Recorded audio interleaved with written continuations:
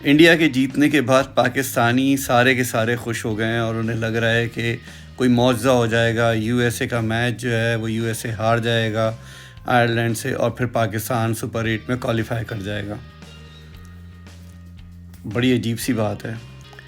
یہ ہمیشہ ہوتا ہے, یہ کوئی پہلی دفعہ نہیں ہو رہا, اور اس میں کبھی تکا لگتا ہے کبھی نہیں لگتا ہے. بات یہاں پر یہ نہیں ہے کہ تکا لگے گا یا نہیں لگے گا, بات یہاں پر یہ ہونی چاہیے کہ ہمیشہ پچھلے ورلڈ کپ میں بھی یہی ہوا تھا. جب بابر اعظم کو ہٹایا گیا تھا تو کہا تھا انکوائری ہوگی سلیکشن کمیٹی کی اور جو مینجمنٹ تھی ان کی اور کپتان کی. 4 سال کپتان ایک بندہ رہا ایز اے ٹرینی, اس نے کیا کیا, اس میں اس کا تھوڑا بہت تو احتساب ہونا چاہیے تھا نا.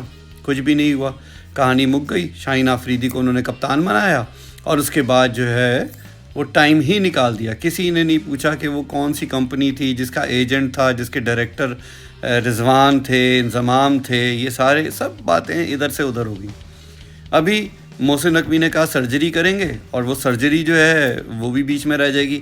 کیونکہ ہوتا یہ ہے کہ یہ سپر 8 میں اگر کوالیفائی کر گئے تو ان کے سارے داغ ان کو لگتا ہے کہ سب دھل جائیں گے. ان کو فرق تو کوئی پڑتا نہیں ہے, کیونکہ ٹینشن وینشن تو ہے نہیں ان کو, جیتیں یا ہاریں.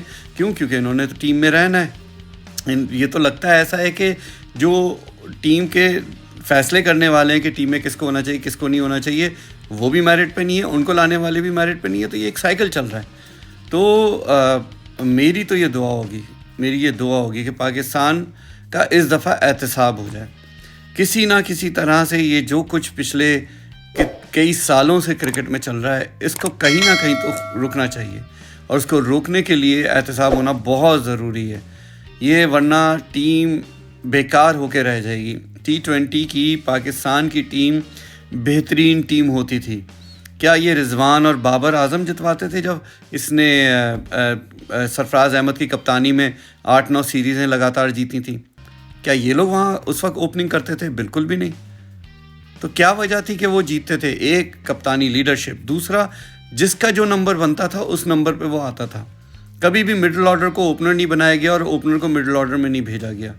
کبھی کبھار کسی میچ میں اگر ہو جائے تو ہو جائے, لیکن انہوں نے تو یہ ریت بنا لی تھی کیونکہ ان کو پتا تھا کہ اوپننگ میں آؤ, سلو تو یہ کھیلتے ہی تھے, اور رنز کیے جاؤ کیونکہ بالیں آپ کو زیادہ ملتی ہیں, آپ کے پاس زیادہ آپشنز ہوتے ہیں, آپ اس میں 50-60 تو کر ہی جاتے ہو. ان کے اپنے ایوریج بھی ٹھیک ہو گئے, ان کے رنز بھی بناتے رہے یہ لوگ. اور پھر جب کوئی 3rd نمبر پہ یا 4th نمبر پہ آتا تھا تو اس کو پریشانی یہ ہوتی تھی کہ آپ کا جو رن ریٹ یہ چھوڑ کے جاتے تھے, یہ 70 رنز کر کے بھی جو رن ریٹ ہے وہ لو چھوڑ کے گئے یہ لوگ. تو آنے والا پریشان ہوتا تھا, اور وہ پھر زیادتی کرتا تھا اپنی بیٹنگ کے ساتھ کہ آتے ہی شاٹ لگاتا تھا. کون سا ایسا بیٹسمین ہے 1-2 دفعہ چل جاتا ہے, ہمیشہ تھوڑی چلتا ہے کہ آؤ آتے چھکے مارنا شروع کر دو. اسی بنیاد پہ انہوں نے مڈل آرڈر میں وہ لوگ لیے جو لپاڑے تھے کہ آؤ مارو, لگے نہیں لگے. تو کیا ہوگا, کریڈٹ ہمیں ہی جائے گا کہ دیکھو ہم کرتے ہیں تو پاکستان اسکور کرتا ہے, اگر ہم نہ کریں تو پاکستان کا اسکور ہی نہ ہو. اور یہ اس طرح سے کرتے سالوں سال لگا کے یہ اس مقام پہ لے کے آ گئے کہ آج بابر اعظم یہ کہہ رہے ہیں اپنی ٹیم کو, جو کہ لیڈر ہے, وہ فرنٹ پہ آنا چاہیے اس کو. وہ کہہ رہا ہے کہ بھائی میں اگر رنز نہیں کروں گا تو تم سے 120 رنز نہیں ہوں گے. یہ زیادتی ہے.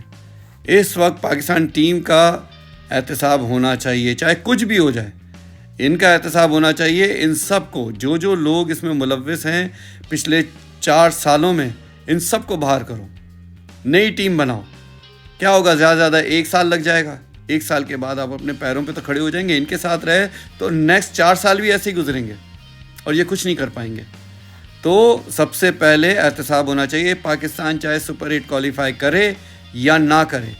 پچھلی دفعہ بھی انہوں نے کہا تھا ہوگی انکوائری, کچھ بھی نہیں ہوا.